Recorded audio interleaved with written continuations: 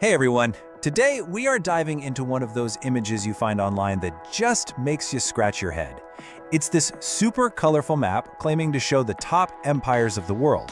But as you're about to see, what it thinks an empire is, well, that's a story all by itself. So let's get into it and try to solve this thing. Okay, so here it is. Top empires in the 7 continents. I mean, right away, that's a pretty bold claim, right? It looks so simple, so punchy, like it's giving you the definitive list for every corner of the globe. And you've got these awesome little illustrations, pyramids, Roman helmets, old school ships. It really feels like you're about to get this lightning-fast tour of world history. But the second you start actually reading the names, you kind of go, wait a minute, Italy? Okay, sure, for the Roman Empire, I get it.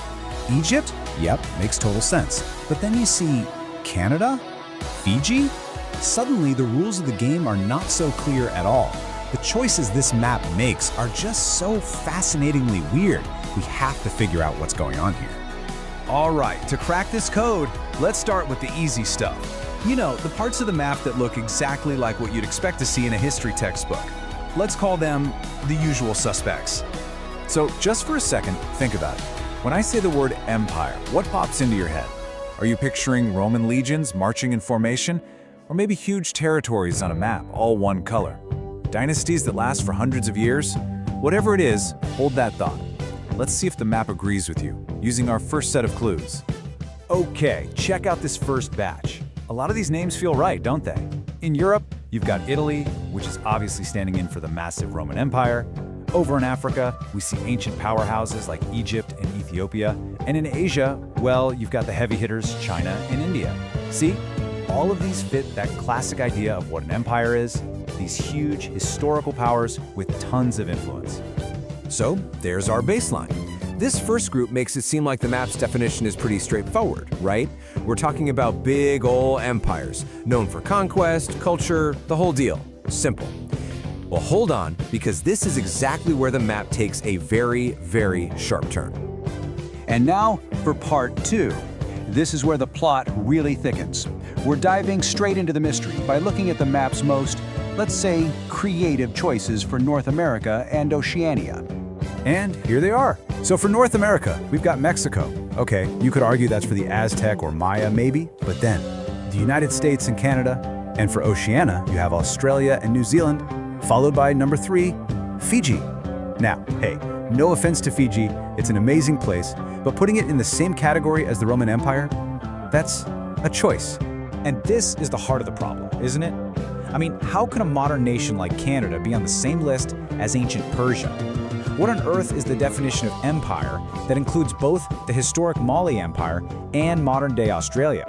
The map is clearly playing by a completely different set of rules. Wait a minute, I think this is our biggest clue.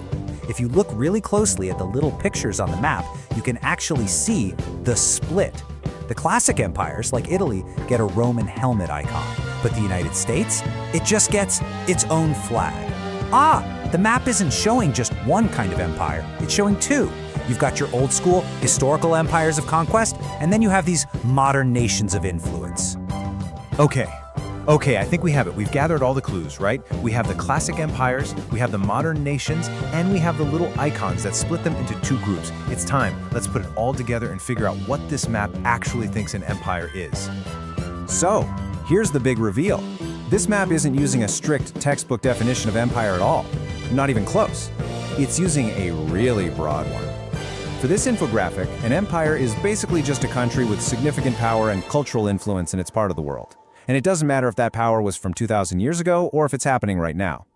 And that's how you get Canada and the Roman Empire on the very same poster. And hey, if you need one final piece of proof, just look down at the bottom of the map, at Antarctica. It just says, no empires, just scientists.